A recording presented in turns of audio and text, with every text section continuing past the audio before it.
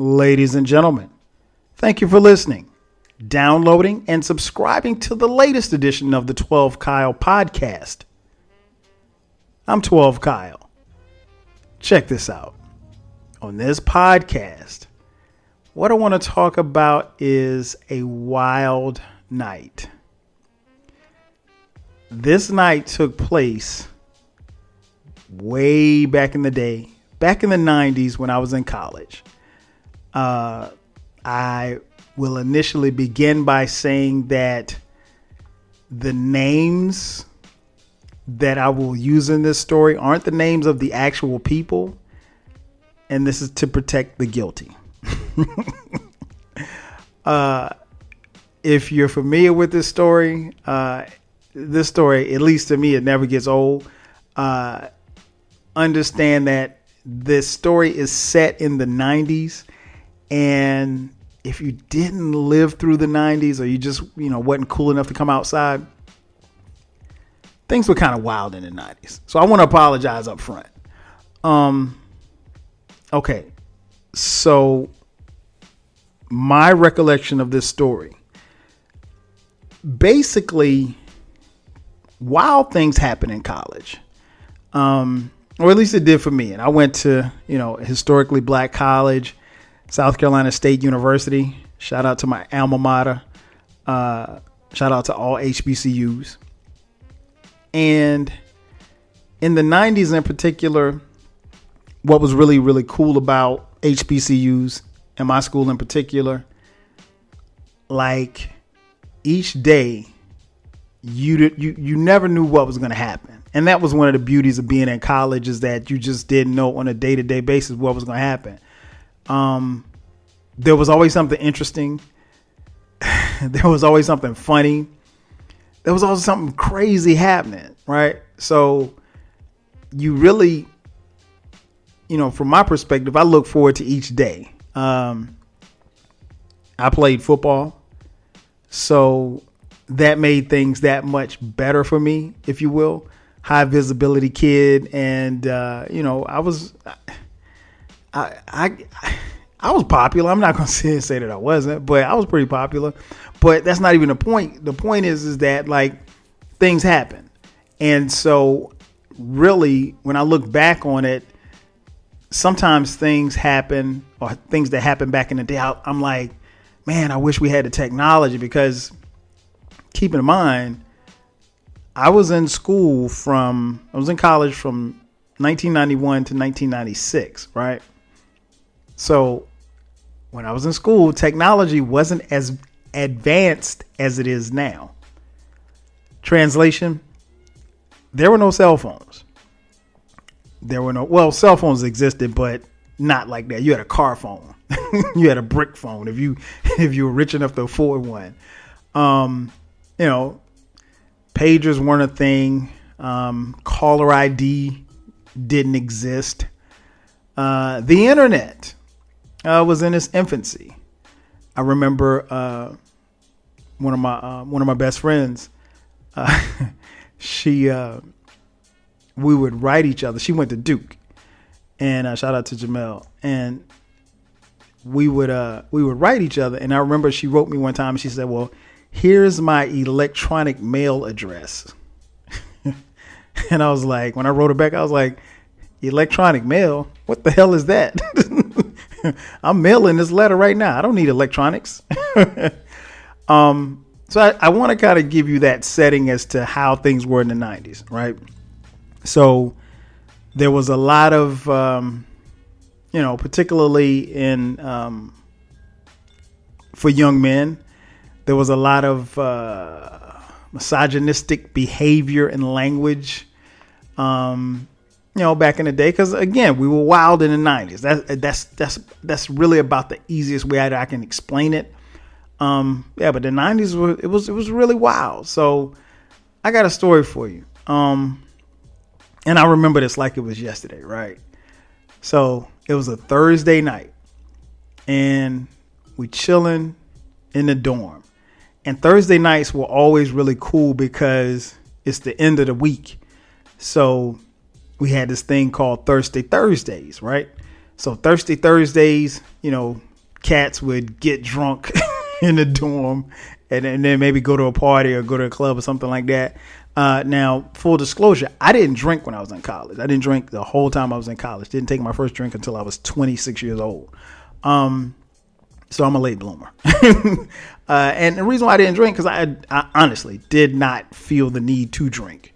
It wasn't something I needed. So, and plus I came from, a background of grandfathers who were alcoholics. So, I didn't need it.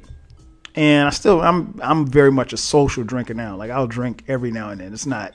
I've never been the come home, I got to get a beer type of guy. Right. So anyway, so we'd have Thirsty Thursdays, and then a lot of people would go out to clubs or whatever like that.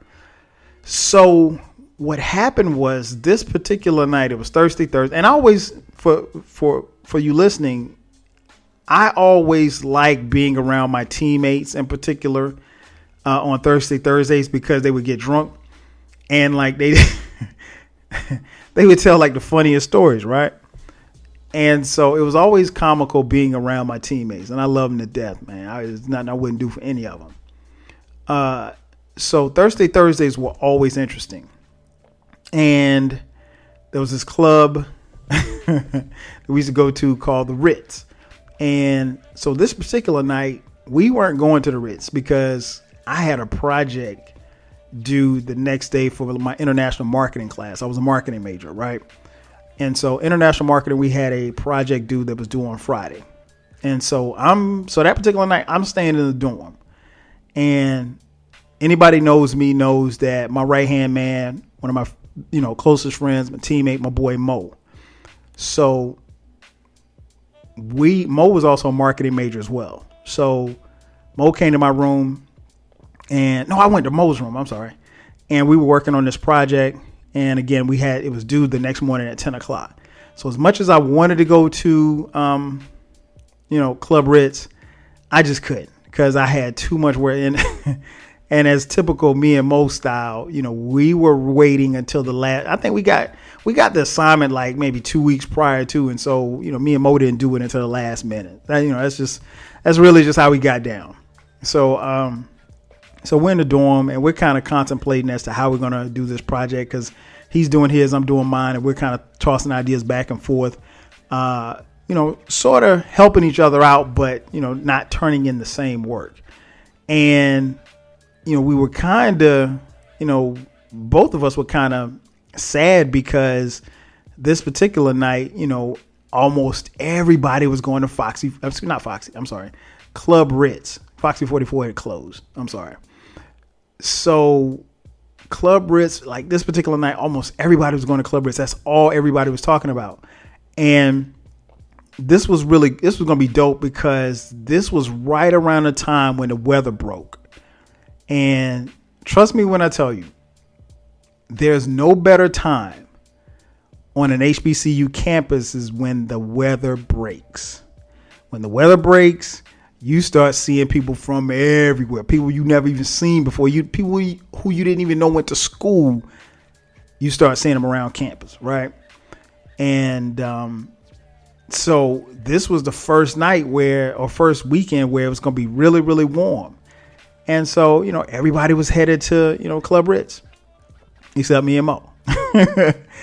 And so most of our teammates were going to Club Ritz.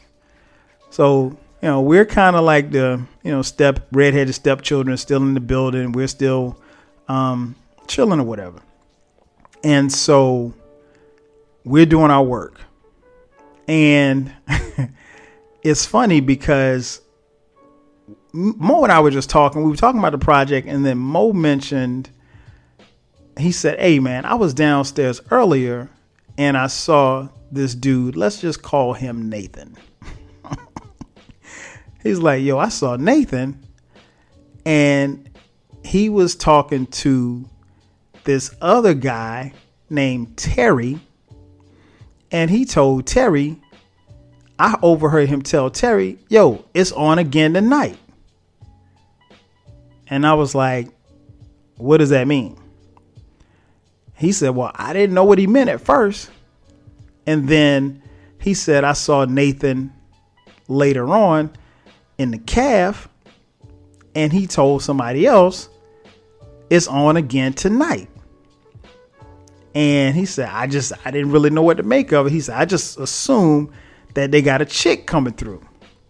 Now, for those of you who are at home and you don't know what that means, is that there had to have been some girl that was coming through. Now, I don't know if this girl was what she was doing for them or whatever the case may be, but she was doing something. And the way that Mo interpreted, which is the way that he told it to me, was that this was something that was happening for the second or third or fourth time, because he said it's on again tonight. And he said this to multiple people. So we're only left to assume is that, this was a often occurrence, if you will. And so, so that was going down. Now, one thing you quickly learn, or at least one of the things I quickly learned at South Carolina State, just being in college in general in the 90s, is that if there's some type of group sex going down, you don't want to be part of it. Right. And the reason being, one is it's low key nasty as hell. And then two, like, you never know how things can be interpreted or perceived, if you will, because you might think, okay, hey, we're just, I'll use me and Mo as an example. Okay, let's say I meet this girl. I'm like, yo, I want you to get down with me and my man. And she says, okay. And you thinking everything's cool. And then, everything's consensual. And then later on, if she, whatever the case may be, if she feels as though it wasn't consensual, or if she, felt some kind of way, or whatever the case may be, the story could change. Right. And we see that in this day and time happen a lot. Not to say that that's okay, because it's not. So I don't want, as I'm telling the story, I don't want anybody listening to think that, anybody was violated or anything like that. But that type of stuff did happen, right? And it happens a lot, unfortunately, on college campuses. And, it's something that we as people, we as parents have to talk to our children about more so our sons than our daughters, to be honest, because it's a lot of bad and misogynistic behaviors that have to be stopped. And it starts with men. So let me just go ahead and get that out and open. So again, and I don't take sexual assault lightly at all. Right. So I knew from the beginning, like, if something like that was going down, you don't want to be around, because I just kind of picture myself as, if there's, one girl and 5 guys, I'm going to be the one that gets picked out of the lineup. You know what I'm saying? I learned to just kind of stay away from those scenes. No, and plus, if I'm having sex, I really just wanted to be me and you. I don't work well with others around. I don't need any company. I don't need anybody watching me. So anyway, let's get back to the shits. So again, Mo's telling me the story that he heard Nathan tell multiple people, quote unquote, it's on again tonight. So again, based on what he told the people and the way that Mo told me the story, I was only left to assume that a girl was coming through and she was going to break them off. Did I want a part of that?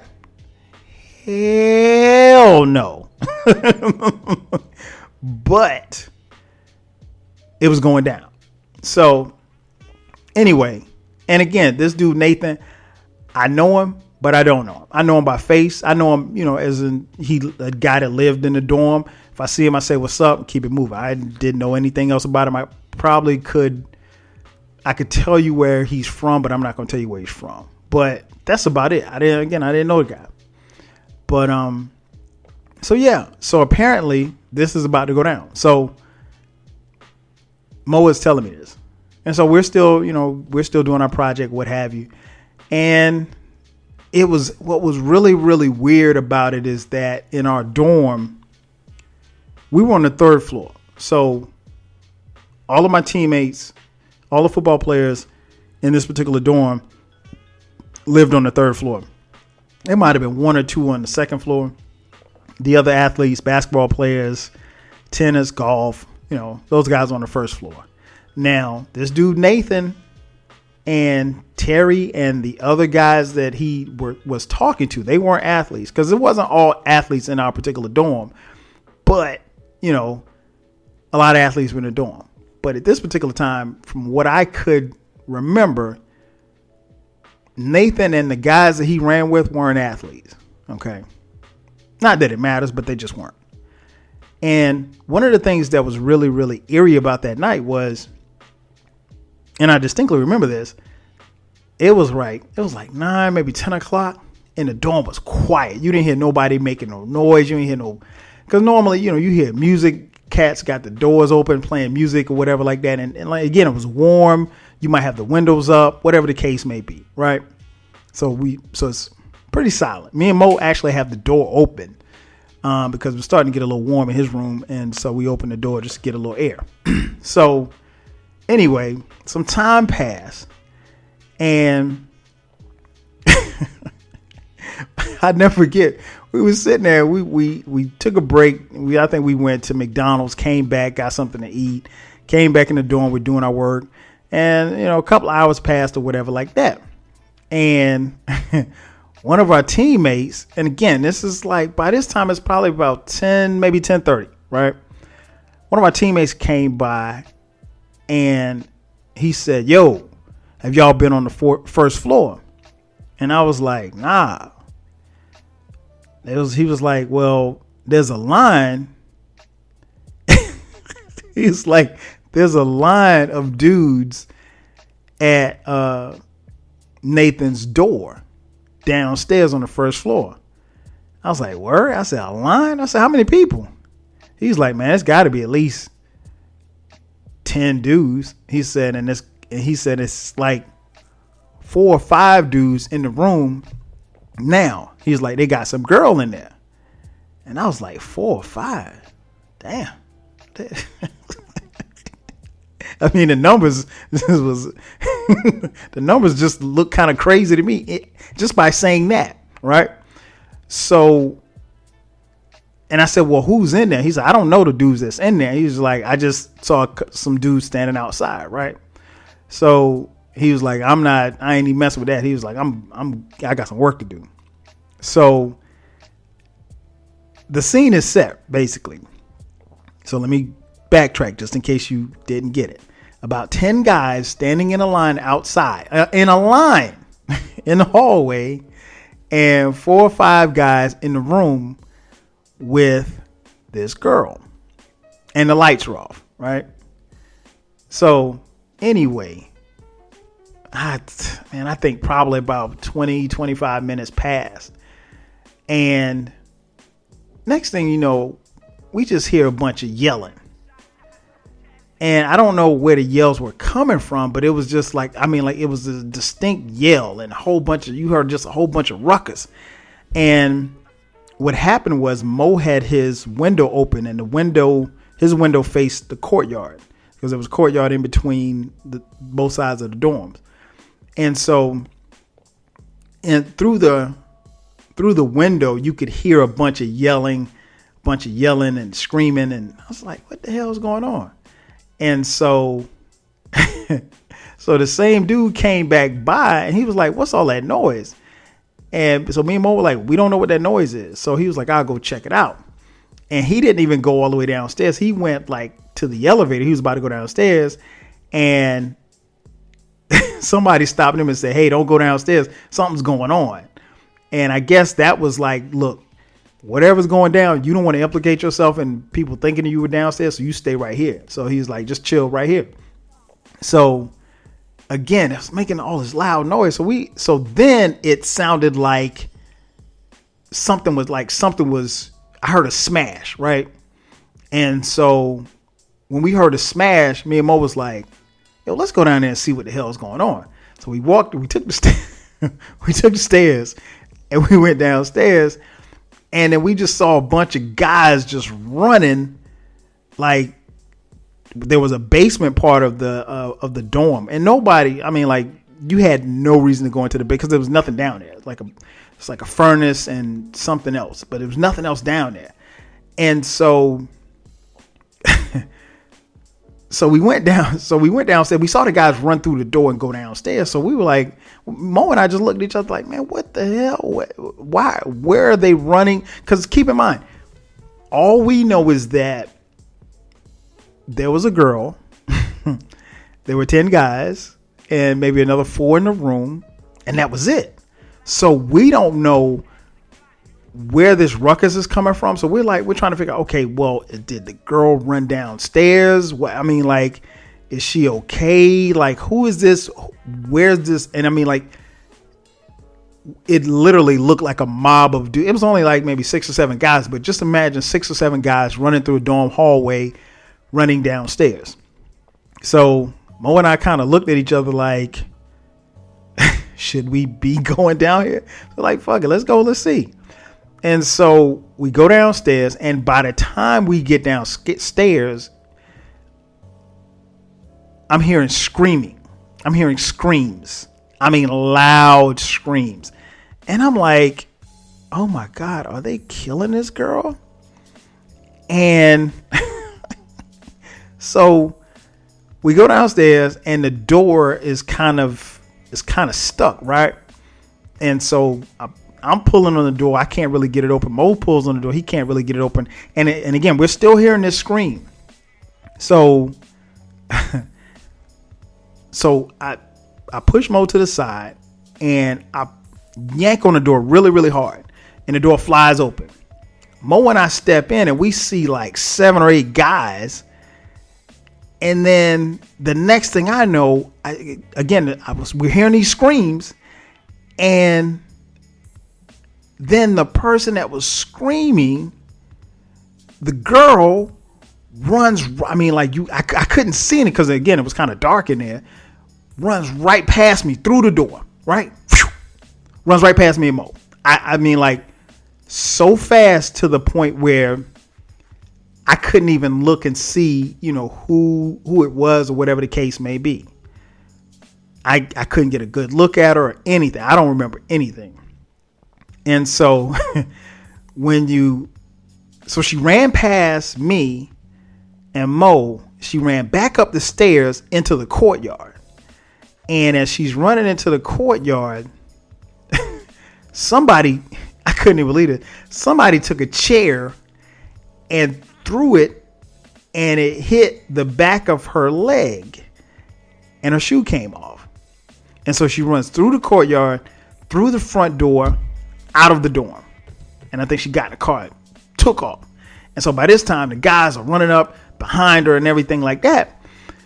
And then everybody kind of comes outside, and then we all kind of walk back. Because like at this point, again, Mo and I are clueless. We don't know what just happened. All we know is that a girl was in the dorm.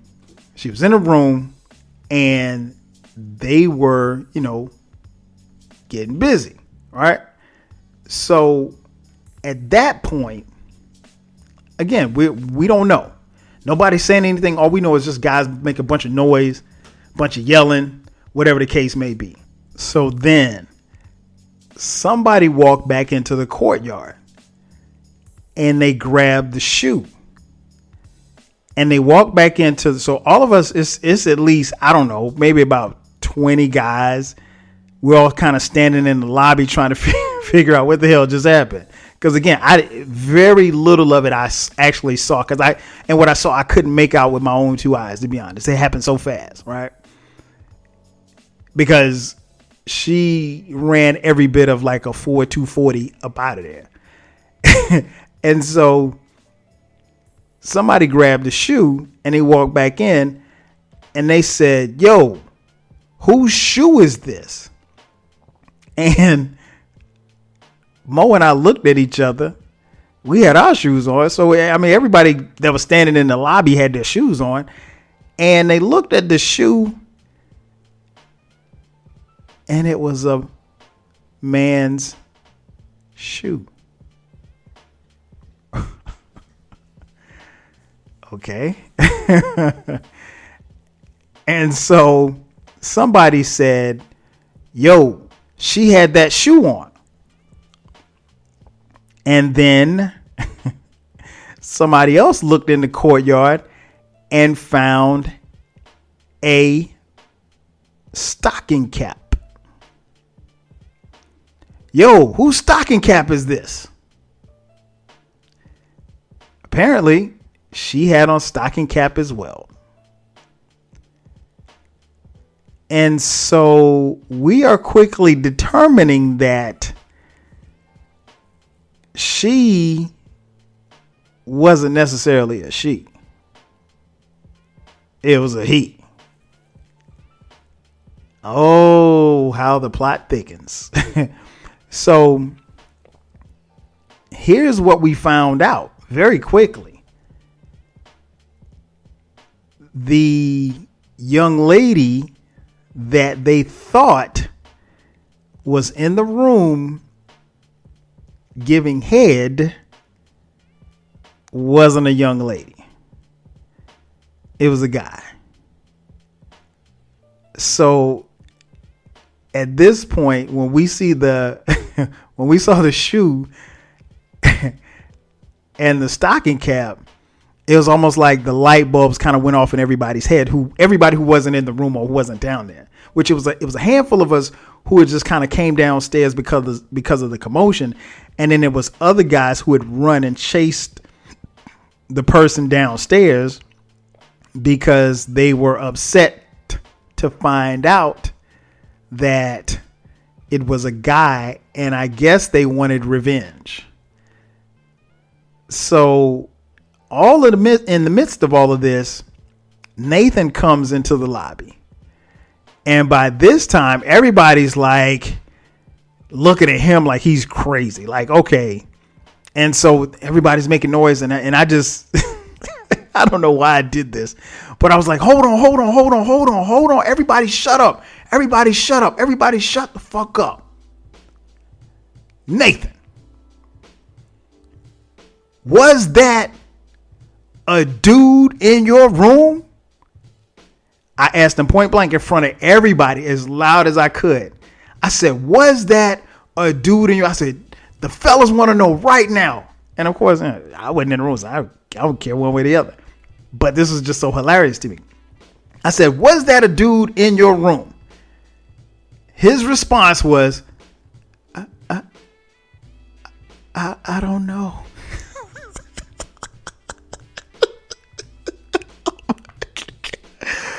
All you heard was, and the fellas just went crazy. I mean, like it was dudes in there that was about to fight Nathan. And I was like, wait a minute. Y'all were in a room getting head from somebody that you didn't know was a woman. I mean, like you didn't check her out. You didn't touch her. You didn't look at her. But apparently, as the story was told to us, this is something that had been happening every other Thursday. And the person would be snuck into the room. And, the little bit of that person that I saw, I didn't see a wig. I didn't see any makeup. I didn't see anything. And I mean, he ran so fast past me, but at first glance, I'm like, that's not, I mean, a woman's not built like that. I mean, I know what a man is built like, and I know what a woman's built like. Right. And so this is like interesting. This is like interestingly funny at this point, because I'm like, how are y'all in a room with a girl that ain't a girl? Right. And y'all in there to get your Jimmy waxed. Shout out to the 90s. You're in there to get your Jimmy waxed, and it's a dude. Oh, the jokes. Oh my gosh. At this point now, the whole room is and when I asked him that, like I said, everybody just kind of lost it. And Mo and I just looked at each other and we were dying laughing. And, Nathan tried to explain his story to the mob of fellas that had basically congregated in the lobby of the dorm. And ain't nobody really wanted to hear it. And apparently what had happened was somebody turned the lights on, right? And when they turned the lights on, they realized that it wasn't a woman. Now, how they got this guy into the dorm, I ain't even asked. And I will be the first to say that them making an attempt to assault this young man, that ain't cool. It wasn't cool at all. And apparently when they found out, that's how he ended up in the basement, because he broke out. He was scared and he thought that they were going to beat him up, which they were trying to do. And apparently I found out later that a few in the room got a couple of swings in, and that's not cool. That's not cool. Even if he did deceive them, you don't beat up somebody because of their sexual orientation. So that's not cool. But again, in the 90s, and I'm not making light of, what happened in the 90s, we were kind of wild in the 90s. Nonetheless, this whole story was downright comical to me. So Mo and I, we are literally on the floor in tears, laughing like y'all can't, like you can't. There's no way that you can make me believe that you had this person in the dorm multiple times and nobody vetted to see if this was a woman. So all y'all just lined up just to get your Jimmy Wax, and it took for somebody to turn the light on for you to realize that this wasn't a woman. You ain't touched no breath, no nothing, no boot. Come on, bruh. You lying. You lying. Oh my gosh. So Mo and I laughed and laughed and laughed. And then by this time, other guys, like our teammates and stuff, started to trickle in from the club, and other people coming in from the club and stuff like that. Oh my gosh. This was hilarious. The stories that we heard and everything. And then we started looking around to see who was in that room, because there were a couple of guys who, they were chasing pretty hard. And the ones that I heard got in a couple of swings. That's all I'll say. So suffice to say, once the rest of the dorm came in, it just became a night of comedy. So many jokes were told. I could tell you so much more, but I don't want to implicate anybody. But the jokes were flying, if you will. I had girls calling me from the different dorms. And it's funny because I remember somebody telling me, somebody told me that they heard it as soon as one girl, she said she heard it as soon as she got back in it. She's like, oh, the dudes in Mitchell Hall, they got some more freak shit going on. Oh man. So yeah. So the next morning, so me and Mo, we stayed up, man, probably about 2-3 o'clock, and we could have and really should have been finished with our projects, but it was just too much stuff going on. We were calling people, we were telling everybody that we heard, that we knew about it. It was so funny to me. And not funny in the sense that they, again, someone's sexual orientation, but it's funny to me that, and I refuse, even to this day, I refuse to believe that these young men had someone in the dorm that they didn't know what she looked like or anything like that, and they just went into a dark room just to get head. I'm sorry, I don't believe that, and that's what they tried to spin it as. Like, look, we didn't. Even the guys that were in there were like, yo, we didn't know. I'm like, bro, who you trying to play, man? Come on, man, really? Who are you trying to play? You can't even make anybody with any kind of sense remotely believe that, that this is just happenstance. This is not. There's no way. There's no way that it could have happened. But again, to me, it was pure comedy. It was pure comedy. So Mo and I, we stayed up to about 2, maybe 3 o'clock doing our project. We went the next morning. We went to go work out, lift weights or whatever like that. By the time we got to the calf at 7:30, even the lady who was passing out the food in the calf, she was like, "Oh, I heard y'all had it going on in the dorm last night." We were like, "No, ma'am. No, Miss Johnson. That's not us. That's not us." And so, so by this time, Nathan is literally the laughing stock of campus.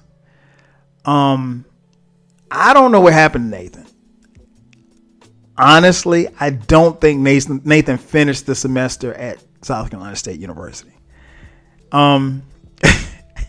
If you know anybody that went to South Carolina State during this particular time, they know this story.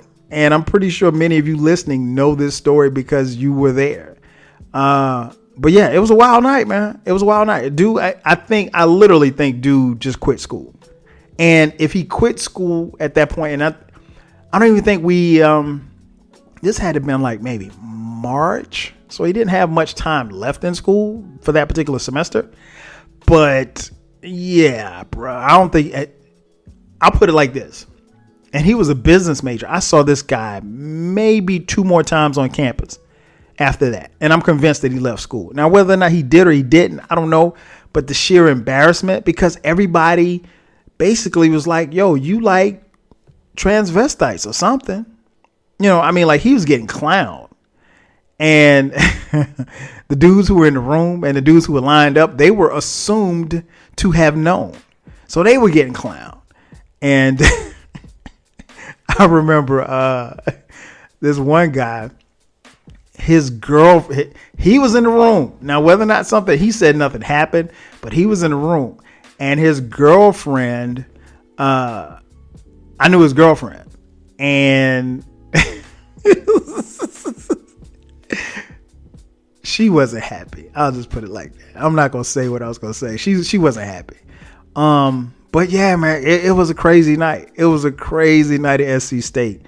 And I mean, again, you know, not to, you know, belabor the point, but again, I tell this story and not, you know, making light and fun of someone's sexual orientation, because to me that it doesn't matter one way or the other. I don't care what you do behind closed doors. But what was funny to me is the fact that these guys did this and they acted, and still to this day act as if they didn't know. And even if you gave them the benefit of the doubt and said that they didn't know, the only question is how? How do you not know, bruh? I mean, you're not going anywhere with some woman in some dark place and not take a look at her. But, you know, we got those jokes off. And still to this day, we're getting those jokes off. And, you know, I haven't seen Nathan since that semester, to be honest. And if I saw him tomorrow, or if I saw him at homecoming, I'd probably laugh to myself. Ladies and gentlemen, thank you for checking out the latest edition of the 12 Kyle podcast. I'm your boy 12 Kyle. I'll catch you guys next time. 5 G's.